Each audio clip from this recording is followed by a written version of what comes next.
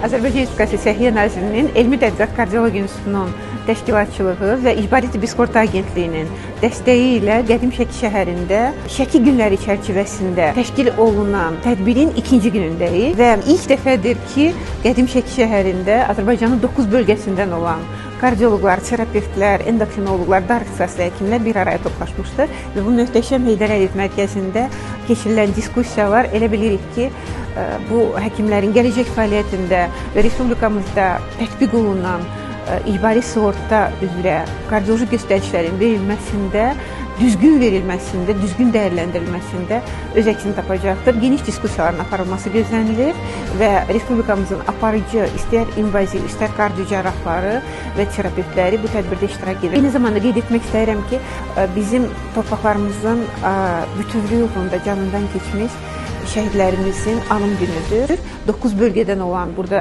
həkimlər iştirak edir. Tədbir Azərbaycan Respublikası Səhiyyə Nazirliyi tərəfindən 9 bal akkreditasiya olunmuşdur. Şəkidə olan və qonşu bölgələrdə olan kardioloqların da bilik mübadiləsi, yeni məlumatları zamanında çatdırılması, burada olan tədbirdə paylaşılan məlumatlar ilk dəfə olaraq bölgədə paylaşılır. Bunu paytaxtımızda paylaşmasından öncə bölgələrdə paylaşması çox önəmli xarakter daşıyır.